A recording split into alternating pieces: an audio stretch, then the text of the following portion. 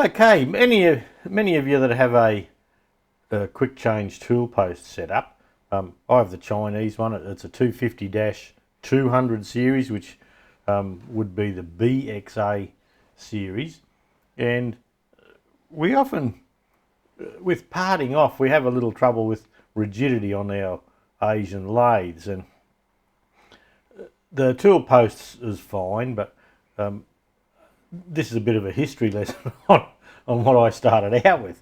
And I started with this little setup here. Now, this is a 26 by 2, so it's 26 mil high blade with a 2-inch or 2.2 millimeter wide blade, and we can pop those inserts out, carbide inserts out, and I like using these. It's all right for the smaller stuff, the lighter stuff, but from time to time I do some big 3-inch parting, and this just doesn't cut the mustard. Now, these BXA or 250-201 holders, they have a 16 millimeter gap here for the tool, and this being something I bought early in the piece, this is a 12 millimeter tongue here, so we have room for movement there. Now, later on, I went to this fella, and that gave me a 16 millimeter square here for the tool holder, so we're more rigid there.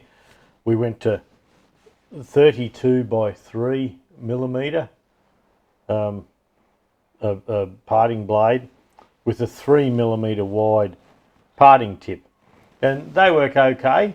For some of the big parting, they work okay, because to get to the 3 inches, I have to extend the blade out in the holder, and look, we're out here somewhere, so the extra rigidity of the 32 millimeter blade and the 3 mil, or the 3 mil tip's probably got not much to do with it, but that that makes it rigid for sticking out further.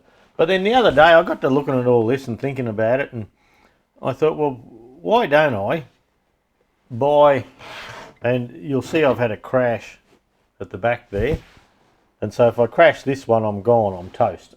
So I thought, well, what I'm going to do was buy another blade. So I've bought another 26 by 2 millimeter blade, and I have new inserts for it, and if I broke this, I have a packet of 8 inserts left, so I don't use a lot of inserts. So I bought this holder, which is the same holder, 26 by 2, and I bought it for the 16 millimeter square of the tool holding throat on the 250-201 tool.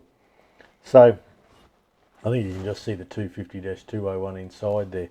And look, I bought these. You'll notice they've all got stainless Allen head screws in them. The Allen head screws that you buy or that come with these things are junk, absolute rubbish. And the hex inside of them, if you nip something up and tighten and loosen a few times, often the hex lets go. So I jumped on Evil Bay and I bought a little packet of 6 mil Allen head cap screws, so, or Allen head rub screws. So, but in sitting there the other day and looking at the tool holders and what we have here, well, there's a problem straight away. And you'll notice with all of these, when you look at where the, I'll grab a little scriber to do some pointing, and when you look at this gap here, it's about 6 or 7 millimeters. So in here, so that gap there is a waste. If we milled a piece off here and brought this tool right in close there, it would have to have more rigidity. And it seems to be an inherent problem with all the sizes, and you can see the big banger here. Where are we? There we go. Well, see, that'd give us, when I'm looking at that, that's an 8 millimeter gap, so I could probably take 7 millimeters out of there. And this new one, I could take about 6.5 to 7 millimeters out of there. So I thought, okay, we'll go and do that. So I thought I'd just get the new tool holder and sit it in the vise and see how we went, but unless you have the blade in it, these two external surfaces here aren't lined up.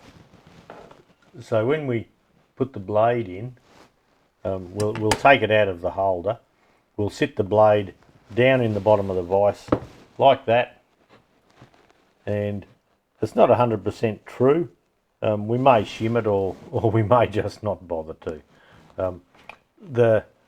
Having this surface here, which is where we're going to mill the end off there, and having that exactly square is no big deal, but look, we might have a look at it anyway. The other thing we could possibly do is take the blade out here, and we know this surface that the blade sits on here is parallel to that surface there, so we could probably set a 1, 2, 3 block up under here and clamp it like that, or put a spacer under there. So we'll probably only film one, but you'll get the general idea of it all. And yeah, look, we'll go over to the mill and we'll have a bit of a fiddle.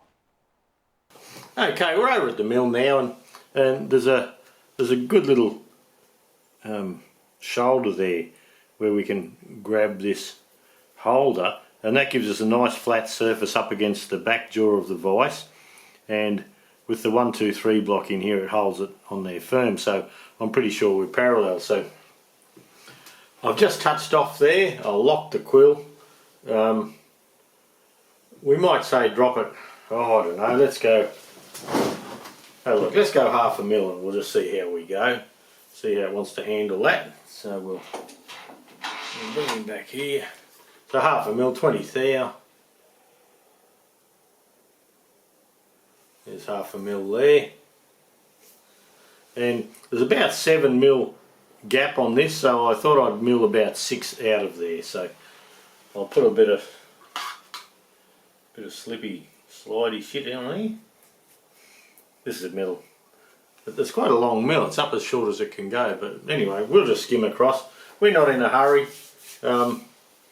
Actually, we're doing a bit of climb milling there, aren't we? We might come through over the back there a bit.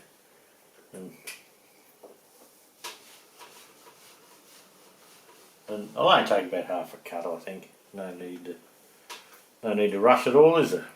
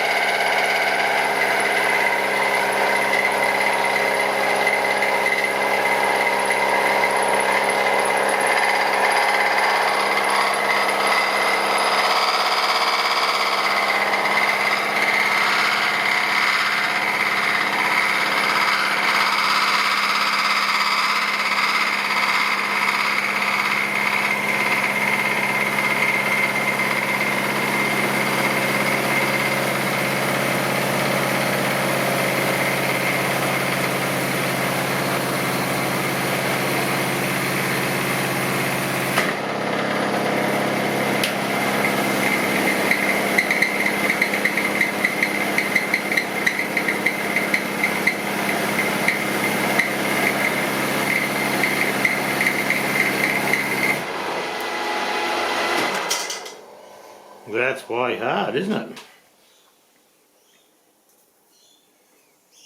it? Alright, we might pop a carbide cutter on there and we'll just chew across, see how we go.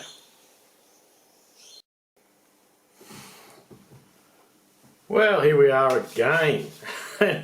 As far as we went with that other tool, as far as failures go, that was a success.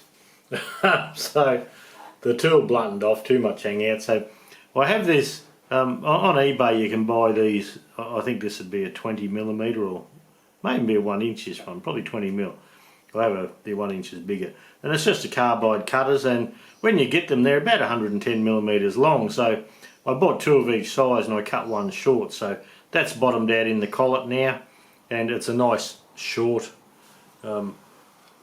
short throw.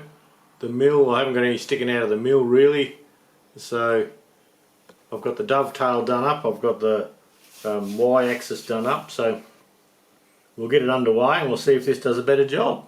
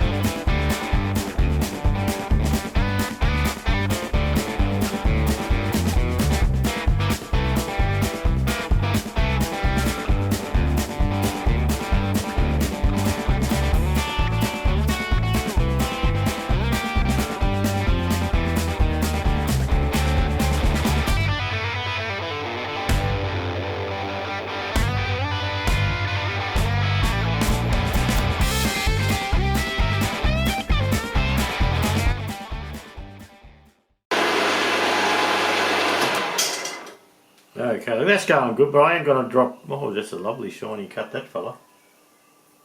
But look, I am going to cut back to half mil cuts, which was 20 thou. But I'm at 3 and I've got to go to 5, so I've got more than 2 cuts. So look, I'll shut down, I'll come back as we're about done.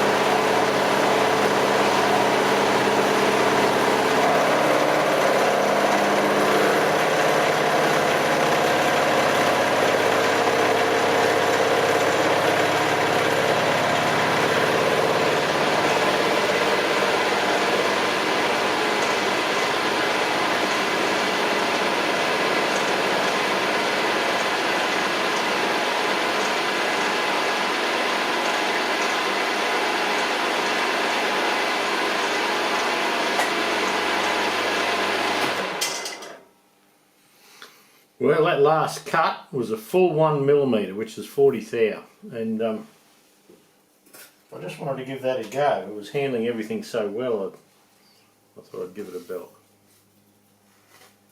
It seemed to do it very well. A bit of old greasy rag here I'm playing with. Okay. Let's have a look at what we have.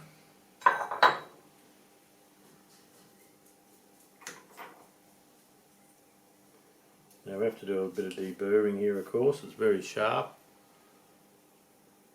You can see the finish there. That's good for our little mill. Alright, we'll go and deburr it. We'll go back over to the bench and, well, we'll give it a bit of a tidy up. And we'll go back over to the bench and we'll sit it in the holder and see what it looks like, how much closer we are. Well, there you go. There's the one I've done, and you can have a look at the gap in there.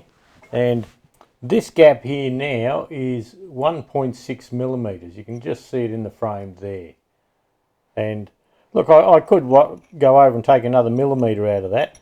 Now, when the screws undo for this fella, they do need a little bit of wiggle room, but 60 thou would probably be enough, which is, well, it's 1.6mm, so 0.6 of a millimetre.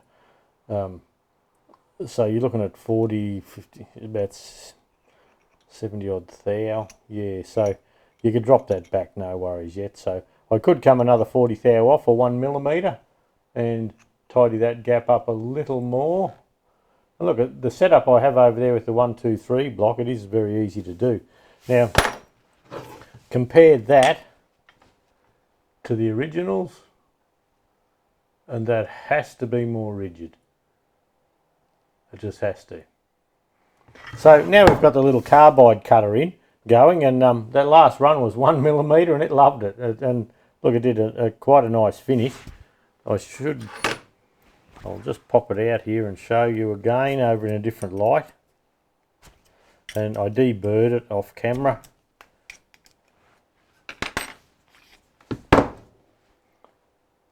So that's the finish we got, that's untouched. I haven't done anything with that, and that's good enough for this job.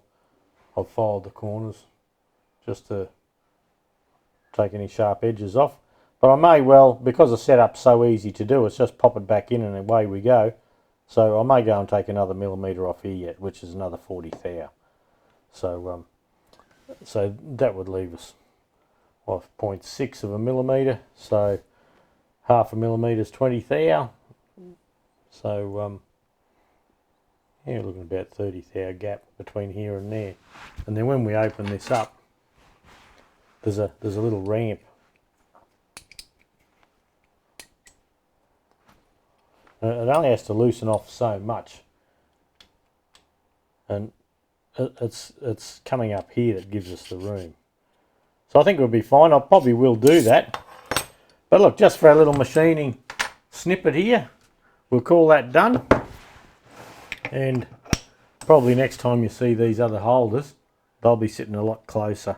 Well, probably about 7mm in closer to the tool post.